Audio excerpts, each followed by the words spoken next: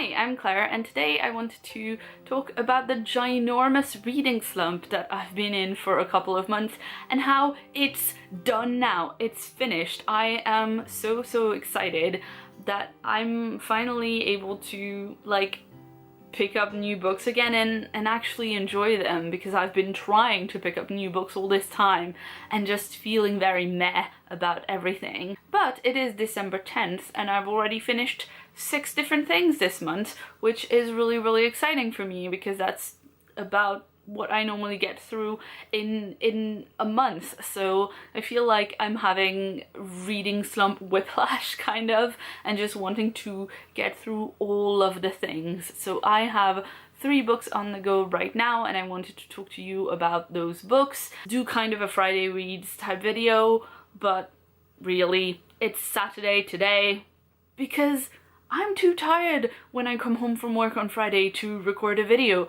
I don't know how anybody else who does regular Friday reads does it. I'm very impressed by all of you and the fact that you're able to be articulate on camera on weekday evenings. That's something that I can only very rarely manage. Anyway, let's get on to the books. First, I'm almost done with the audiobook of Packing for Mars by Mary Roach.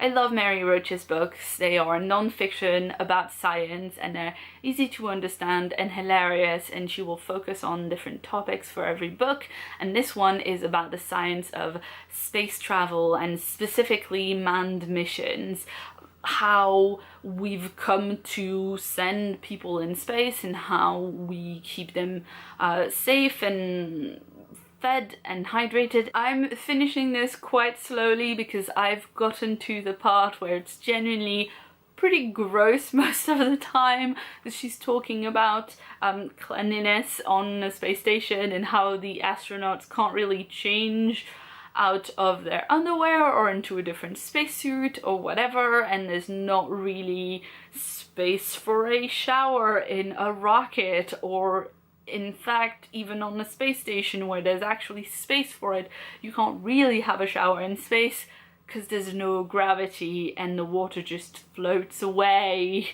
So it's a little bit difficult to listen to, and you definitely don't want to listen to it during your lunch break at that point, but it's still really interesting and I'm enjoying it quite a bit, although I think I will save the rest of my listening for when I'm doing house chores tomorrow and when I'm cooking dinner right after filming this video. I'm going to go for the much less gross second audiobook I'm listening to right now, which is from my library on Overdrive, and it is The 12 Doctors of Christmas, which is a collection of Doctor Who Christmas stories where each story is about one specific doctor. And it's quite interesting to me because I do love Doctor Who, but I've never seen all that much of Old Who at all. I've listened to the first 3 so far. What was the most fun for me so far was the 3rd story, when the Doctor receives a distress call from Prime Minister Harriet Smith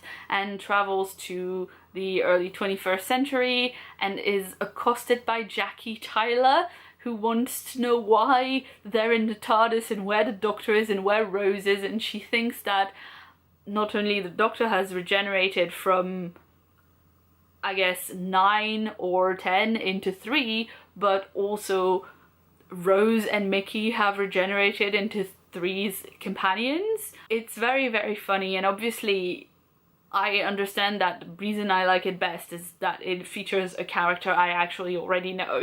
So I'm really looking forward to listening to a few more and getting to 9, 10, 11 and 12. The other thing I've got on the go at the moment is Off Ragnarok by Shauna Maguire. This is the 3rd book in her Encrypted series, which is about the Price family. The premise is basically that all the things that go boo in the night, the Yetis and the Gorgon with the snakes for hair and all that stuff, it's all real. They're all basically species that live alongside humans and kind of blend with the human population, except for the ones that don't. And the Prices are a family of cryptozoologists, which means that they lead conservation efforts for the cryptids, and they also make sure that the cryptids don't hurt the human population. So if a cryptid starts to get too much out of line, they have to reckon with the Price family. But if someone also tries to hurt a cryptid just because they're a cryptid, they'll have to deal with the Price family. The first two books focus on this one character, Verity, but the third book focuses on her brother, Alexander, and we get to see him working in a zoo in Ohio. He focuses on snakes, but also obviously cryptid snakes, which is very, very exciting. And he has a girlfriend who works with big cats at the zoo as well, and she doesn't know about cryptids, but maybe she does. We don't know yet because I'm only at like chapter 3, so she might secretly know about cryptids. She hopefully will learn about it if she doesn't know yet. That's about it for me for this video. I'm sorry if it's been a little bit rambly, and I'm sorry that content has been a little bit hectic on this channel of late. I had such plans, such beautiful plans for all of the Halloween and November and Christmassy videos, and stuff just didn't really happen because I had too much on my plate and I couldn't spin all the plates at the same time.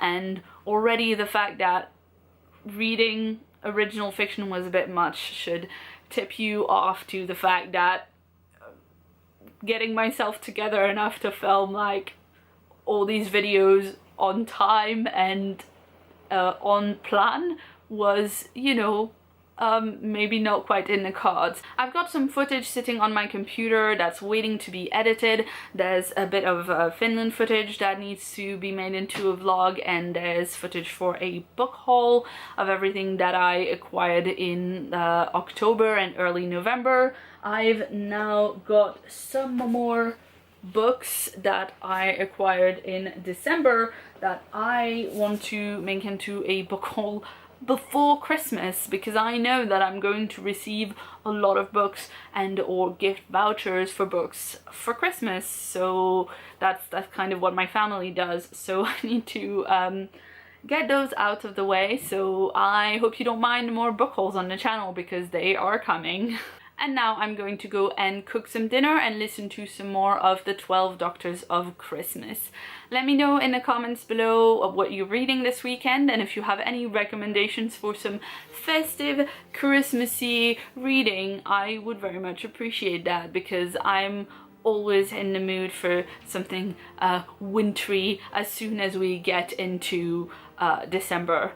Into mid-November really, if we're honest. If you want to see more from me, you can check out the sidebar right here for more videos, and if you haven't yet, please hit that subscribe button for new videos from me every week.